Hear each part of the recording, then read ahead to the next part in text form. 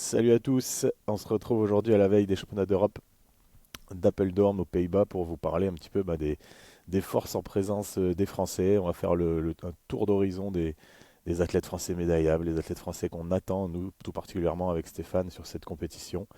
Euh, Vous êtes de plus en plus nombreux à nous suivre sur les réseaux, sur les plateformes, donc n'hésitez pas à vous abonner, à mettre le petit pouce sur YouTube et à sonner la cloche. Installez-vous bien, vous êtes dans la chambre d'appel.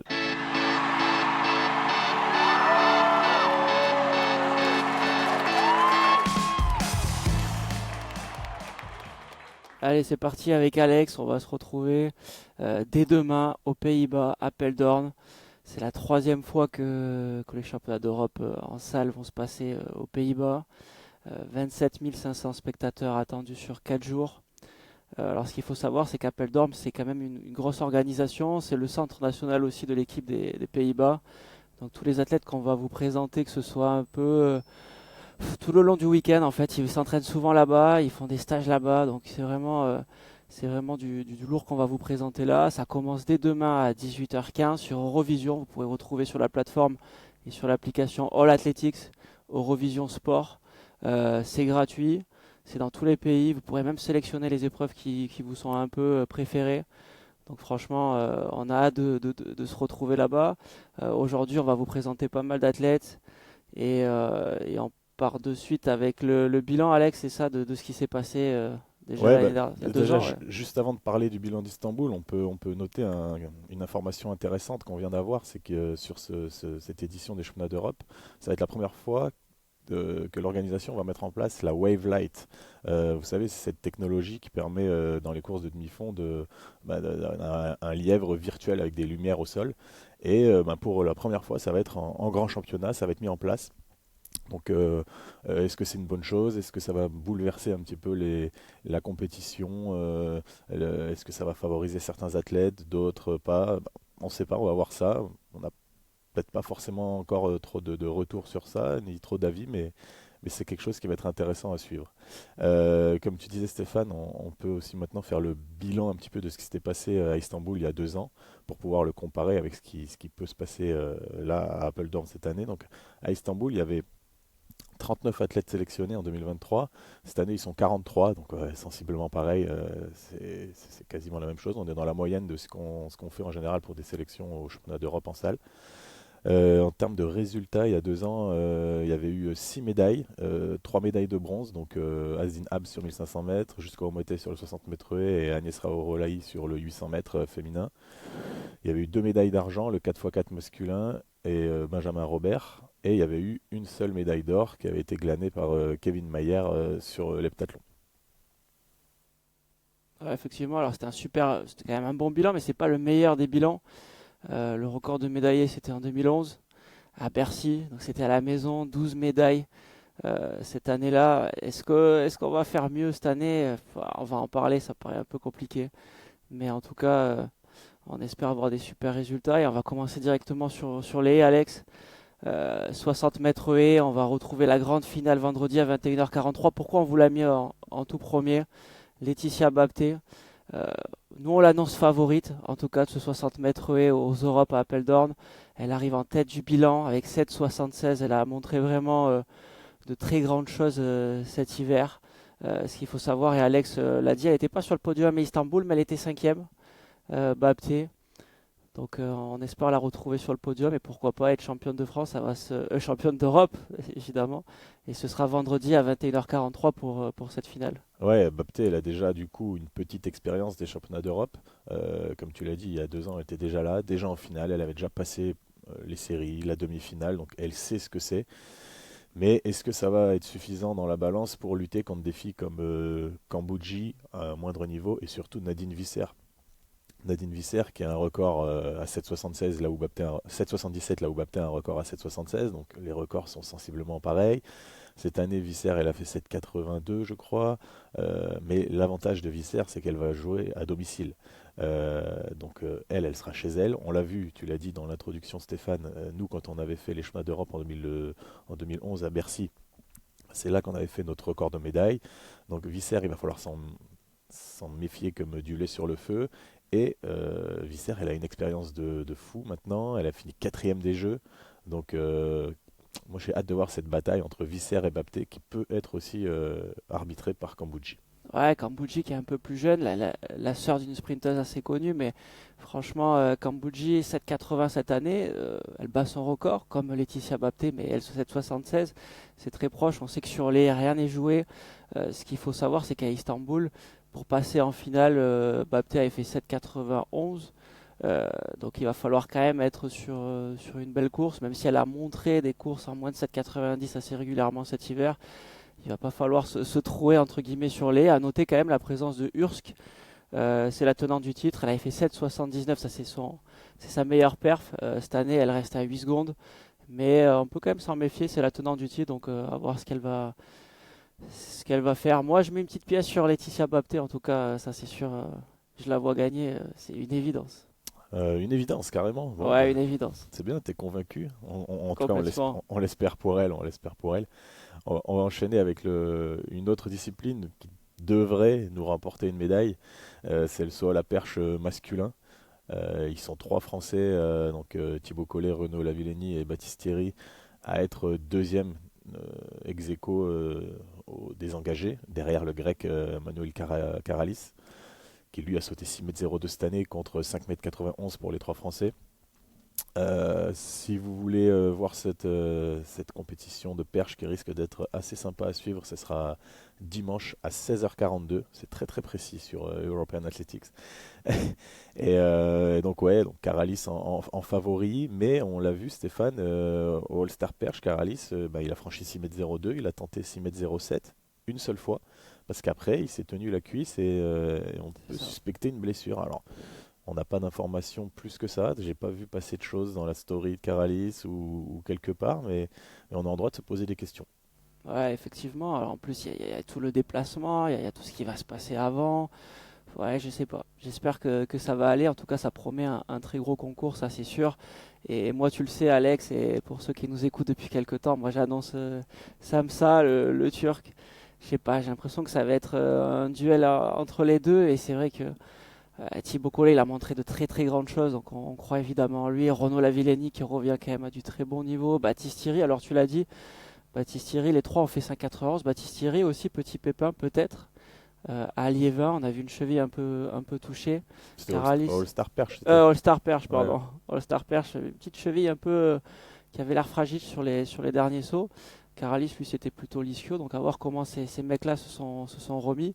Ce qu'il faut savoir, c'est qu'il y a 2 ans, pour se qualifier en finale, parce que c'est une étape qui est pas facile à franchir. On le sait, c'était 5,75 m. Donc, peut-être que ce sera similaire cette année. On espère retrouver trois finalistes et peut-être des podiumés Et ouais. Mais français. ils sont tous capables, on le sait, de faire donc 5,75, Ouais, 5,80, de passer en finale, ça c'est une certitude.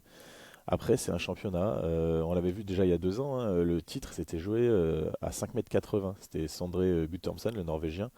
Mais le podium aussi s'était joué à 5,80. C'est-à-dire que ça. les trois premiers avaient fait 5,80 m. Cette année, on peut quand même légitimement penser que ça va aller un peu plus haut. Mais il ne faut pas oublier que la pression d'un championnat, des fois, ça tétanise un peu, surtout sur des disciplines un peu techniques comme ça. Et en fait, tout ça pour dire que moi, je vois bien un mec comme Renaud Lavillenie arriver à sortir lui son épingle du jeu, là où d'autres vont un petit peu s'effondrer. Et moi, je mets une petite pièce sur Renaud Lavillenie podium et Thibaut Collet podium. Je sais pas ce que t'en Ok. penses toi, Stéphane, dis-nous un peu, mais moi je vois bien 2 médailles françaises. Ouais, alors moi je maintiens ma surprise Samsa, ça j'en suis sûr. Euh, Après Caralis, c'est un gros compétiteur, on sait qu'il est très fort sur des barres à 6 mètres. Il a quand même fait 6,01, 6,02 cet hiver. Donc ça c'est du lourd. Thibaut Collet, il y a 2 ans, lui, il n'avait pas franchi le cap des finales, il s'est arrêté à 5,65. Mais il a passé un cap depuis l'année dernière, on en a parlé dans le dernier podcast, il a fait 4 fois plus de 5,90 m. Donc ouais, moi je le vois bien sur le podium aussi. Je suis d'accord avec toi. Baptiste Thierry, à voir aussi, hein, c'est peut-être la surprise, hein. Ouais, Ça va ouais, pas mais être facile avec il y a des une belle cadors. densité, il y a une belle densité dans ce concours en tout cas. En tout cas, ça va jamais faire 5,80 m. Faut s'y attendre. Cette année, je pense qu'on est sur du beaucoup plus haut. Et ouais, ça a retrouvé dimanche à 16h42. Il faut déjà passer les qualifs. On peut aussi noter que tous ces mecs-là, il faut qu'ils saisissent leur chance parce que c'est un des rares championnats que Duplantis ne fait pas. Donc ça laisse une place pour la médaille d'or. Donc je pense que là, ils ont tous une petite pression supplémentaire de se dire, oh là là, faut que je profite de l'opportunité qui m'est donnée de gagner une médaille d'or, parce qu'ils savent très bien que quand Duplantis s'aligne, ils jouent pour l'argent, les mecs. Ouais, c'est sûr. Bon, on va enchaîner avec toujours du saut à la perche, mais féminin cette fois. Côté français, on a une Marie-Julie Bonin qui fait un hiver vraiment remarquable. Euh, donc nous, on veut la suivre, on veut imaginer qu'elle peut nous rapporter une médaille à cette équipe de France. Elle est très régulière cette année autour des 4,70 m. Donc moi, je l'ai déjà dit, on le sait un petit peu, c'est que la régularité, souvent, ça amène une perf de pointe. Elle a toujours pas fait sa perf de pointe selon moi. Donc on peut espérer et imaginer pour elle que la perf de pointe va sortir ce week-end, ce qui serait parfait. Ça serait pile le bon moment et imaginer une perf autour de 4,75, 4,80, ce qui pourrait lui valoir le record de France dans un mauvais temps, qui est de 4,75 m, et surtout potentiellement une médaille, voire le titre, on ne sait jamais en championnat comment ça peut se passer. Pour suivre Marie-Julie Bonin, la finale, ce sera samedi à 19h35. Donc ça risque d'être assez sympa parce qu'il y a quand même de la concurrence avec la meilleure performeuse de l'année, Molly Kodjoe, qui a fait 4,85 m, la britannique avec un record à 4,92 m. Donc voilà, elle est quand même assez largement favorite.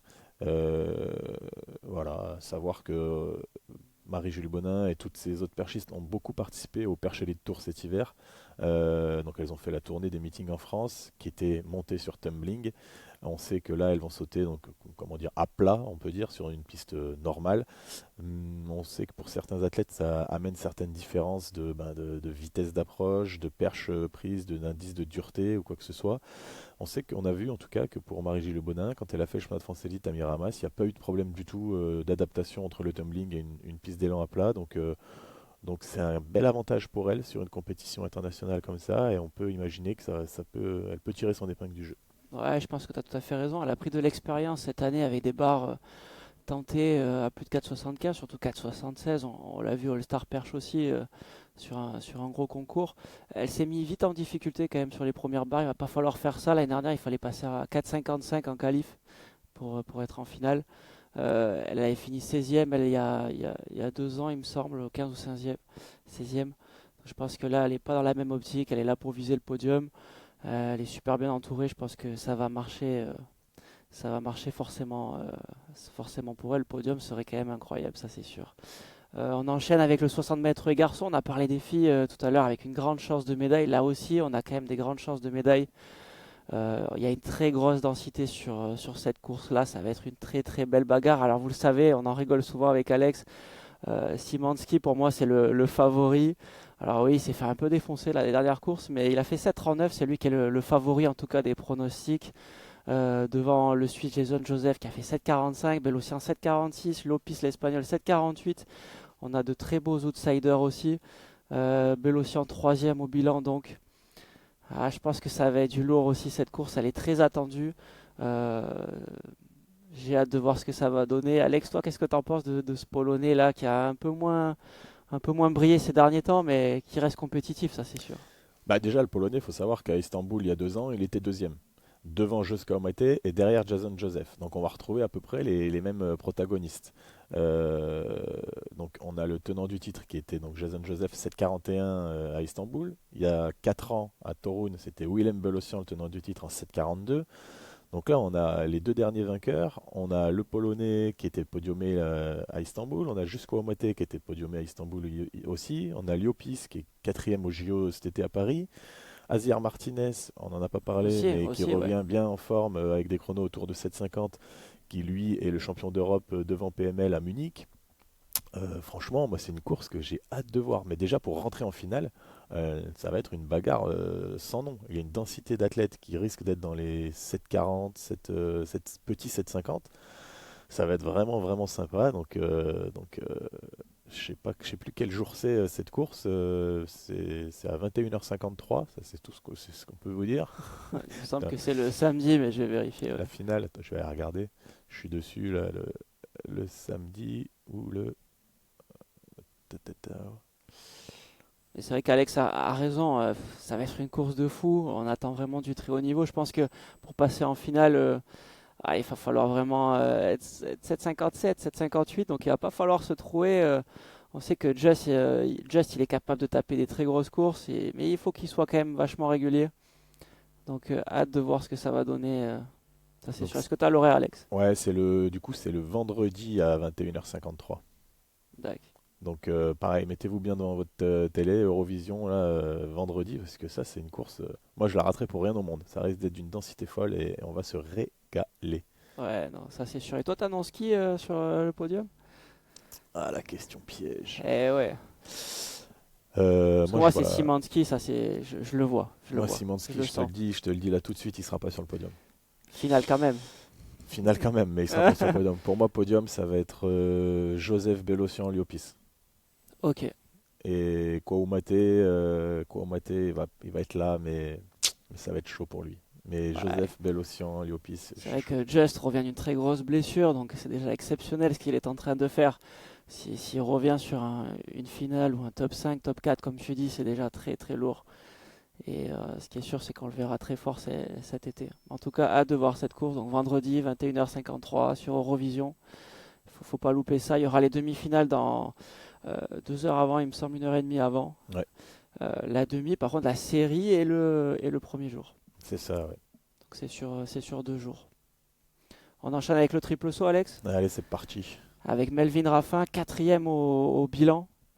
Au bilan cet hiver. Plus de 17 mètres, on en a parlé en résultat des championnats de France élite. Depuis 2021, il n'avait pas réalisé plus de 17 mètres. Il a fait ça au premier saut, il avait l'air assez surpris. Il va s'affronter à du lourd quand même, un super allemand avec deux gros italiens aussi. Moi, je le vois peut-être sur le podium, mais il va falloir se battre. On va voir comment il va digérer un peu ces 17 mètres-là. Est-ce qu'il est capable de les refaire? Il manque deux stars quand même, Pichardo et Diaz, qui avaient fait plus de 18 mètres. On l'avait vu sur des super concours aux Europes ou même aux JO.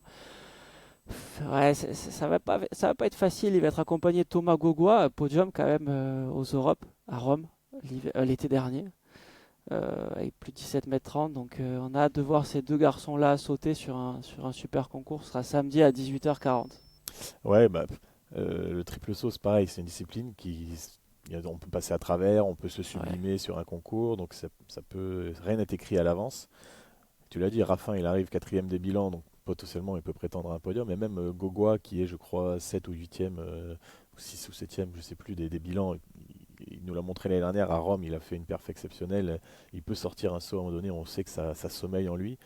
Mais il y a trois mecs devant qui se dégagent quand même. C'est l'Allemand Max Hess, ouais, qui est pour l'instant le meilleur performeur mondial de la saison européen, meilleur performeur européen, pardon, avec 17 mètres 41. Et il y a deux Italiens derrière, De La Vallée et Diaz Hernandez qui sont à plus de 17-30. Donc il y a quand même un petit gap à passer. Il faudra un petit peu miser sur une défaillance d'un des trois de devant pour potentiellement attendre une médaille de nos Français. Mais moi j'y crois, c'est pas impossible qu'il y en ait un des deux qui se sublime, voire les deux, et qu'il y ait un des autres qui passe un petit peu à côté. alors c'est vrai que alors, l'année dernière, on en parlait un peu avec Alex. Il y avait un niveau un peu spécial, on va dire, quasiment 1 mètre d'écart entre le premier et le deuxième au triple saut sur les Europes. Alors là, cette année, je pense que quand même ce sera un peu plus aux alentours de 17-20, 17 mètres 30 pour faire le podium. L'année dernière, il fallait faire 16-20 ou 16-30 pour passer en finale. Ce ne sera pas le cas cette année. Il va falloir faire beaucoup mieux. Et je pense que nos deux garçons sont capables de se présenter en finale. Donc ça va être un concours à regarder. Pourquoi pas un podium, ça c'est possible aussi. À voir. Et ouais, comme tu dis, hein, 17,60 Pichardo il y a 2 ans pour gagner. Ouais, Et 16,57 si je dis pas de bêtises, la deuxième c'est place, ça. et 16,56 la troisième place. Cette année, avec 16,56, tu seras pas sur le podium, ça c'est une certitude. Euh, Il y a une autre discipline où on a un Français qui est quatrième au bilan européen, c'est l'heptathlon masculin, donc, avec Luc Brewin qui est quatrième au bilan des engagés et Théo Bastien qui est lui aussi sixième. Donc c'est deux athlètes français qui peuvent potentiellement prétendre à une place de finaliste, ça c'est sûr qu'ils peuvent y prétendre, et même un podium. On sait en épreuve combinée, c'est quand même 7 épreuves, c'est assez aléatoire. À noter que les deux, Luc et Théo, sont entraînés par Gaëtan Bloin et Jonathan Baleston sur le pôle France, le nouveau pôle France épreuve combinée à Talence. qui font quand même du très bon boulot parce qu'ils ont également Maxime Moitié-Charnois qui a fait un beau X Athletics et qui s'est un petit peu blessé sur les championnats de France après les haies au tendon d'Achille.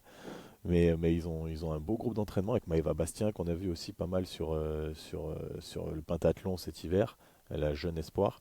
Donc gros regroupement de bons spécialistes en France à Talence sous la houlette de Gaëtan et Jonathan. Donc ils vont essayer de succéder à Kevin Mayer, qui est donc le tenant du titre, 6348 points il y a 2 ans à Istanbul, qui avait gagné de seulement 30 points devant Scottheim. Et Scottheim qui s'annonce comme le grand favori de l'épreuve cette année, puisqu'il a battu le record d'Europe que détenait Kevin Mayer jusqu'à maintenant. Et donc avec 6484 points, Scottheim, là, il s'avance en favori. Mais attention quand même à Simon et Hammer, qui qui peut lui opposer une belle résistance, mais on en parlera dans un podcast juste après celui-ci, où on va présenter un peu les stars internationales de ces championnats d'Europe. Donc restez connectés, et si vous voulez plus d'infos sur l'heptathlon, Scottheim et Hammer, allez voir le prochain podcast qu'on va faire. Ouais, je crois qu'Alex a tout dit, mais Luc Brewin à suivre, ça c'est sûr. Avec un gros enchaînement en tout cas sur la première journée, sprint longueur, on sait qu'il est costaud. On l'a vu aussi sur des superbes haies au championnat de France Espoirs et Nationaux à Nantes. Donc hâte de le retrouver, ça va être du lourd et ce sera vendredi à partir de 9h30. C'est sur 2 jours, donc vendredi 9h30 toute la journée et samedi toute la journée. Donc Luc Brewin, Théo Bastien, vendredi 9h30. Sans transition aucune, 3000 mètres, homme avec Asdin Abs. 5e des bilans, ce sera à 16h50 la finale, dans une finale assez explosive. On va en parler aussi, comme l'a dit Alex, de certaines stars. Jacob Ingebrigtsen, pardon, le Norvégien. J'ai eu du mal sur celui-là. Asdin Abs.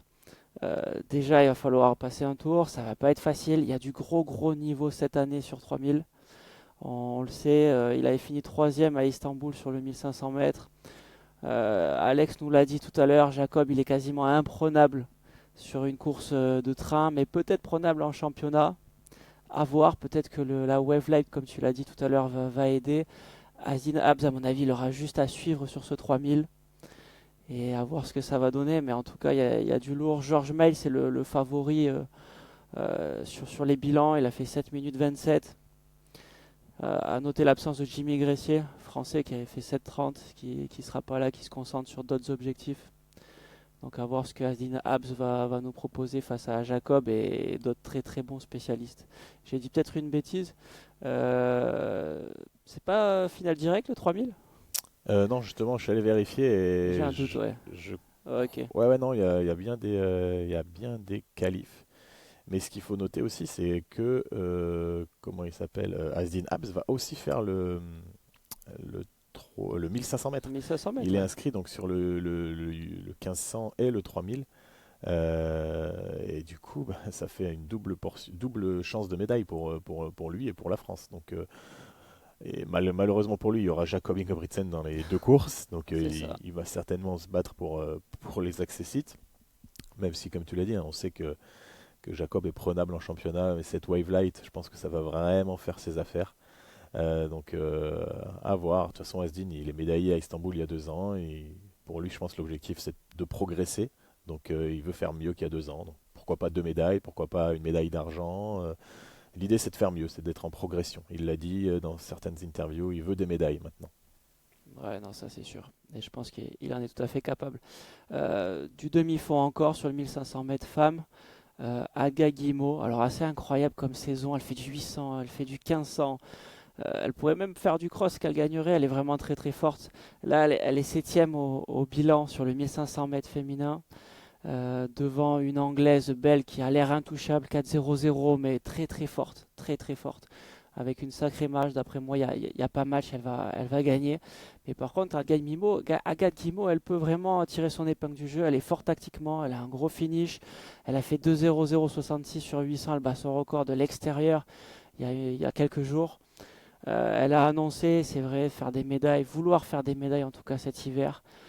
Moi, je pense qu'elle en est capable. Elle arrive que 7e entre guillemets, mais je la vois faire podium. C'est souvent des courses tactiques. Elle a un gros finish. Faut pas se faire piéger en série, ça ce sera peut-être le petit bémol. Mais au-delà de Hunter, Bell, l'anglaise, Guillemot sur le podium. Qu'est-ce que t'en penses, toi, Alex? Ben ouais, je suis assez d'accord avec toi. Agathe, elle a montré que déjà elle a une base de vitesse assez intéressante. Donc pour les séries, c'est quand même un bel avantage. Elle peut se sortir de n'importe quelle situation. Donc je pense qu'il n'y aura pas de souci pour passer en finale. Ensuite, en finale, tout est faisable pour une fille comme Agathe, avec justement, c'est avec cette base de vitesse qui lui permet d'être à la bagarre à chaque fois dans les derniers tours. On sait que c'est important. Elle a une belle base aérobie, donc elle est forte, elle peut suivre au train, mais en plus de ça, elle est capable d'avoir un beau finish. Donc ça devient vraiment une candidate, en tout cas au niveau européen, une candidate au podium à chaque fois qu'elle se présente en championnat. Ouais. À noter l'absence de Laura Muir quand même. Laura Muir qui participera pas, qui est la tenante du titre. Grande spécialiste du 1500 mètres. C'est vrai que sur le demi-fond filles, bon, on en parlera dans un autre podcast, mais 800, 1500, il manque quand même des têtes d'affiche. Donc je pense que Agathe Guillemot ou même nos filles sur 800 pourront se démarquer. On en parlera un peu plus tard. Ouais.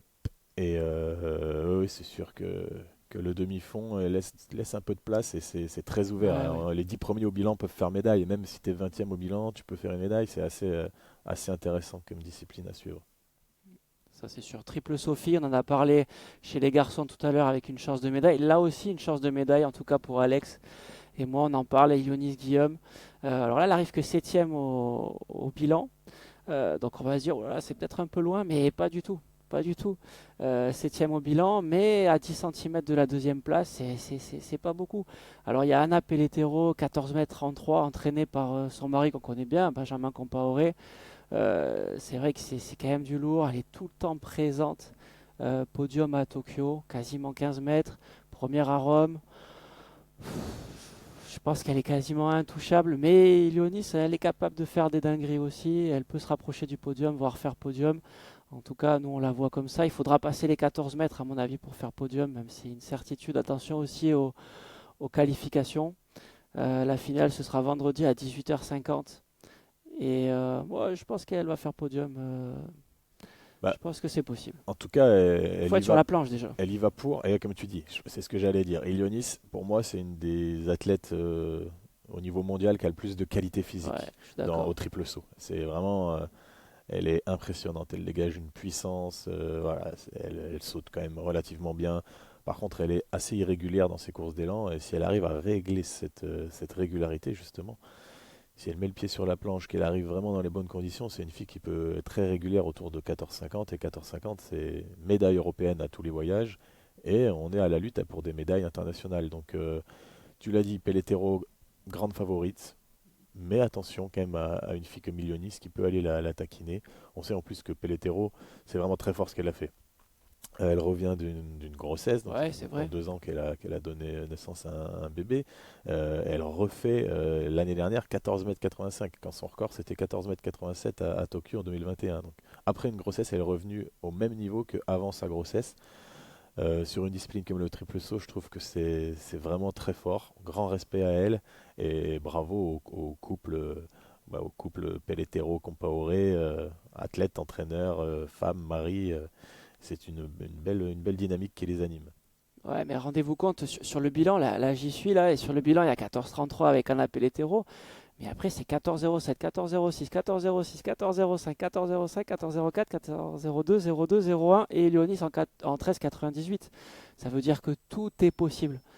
Vraiment, tout est possible. Alors, c'est des filles là qui sont devant, qui ont aussi de l'expérience.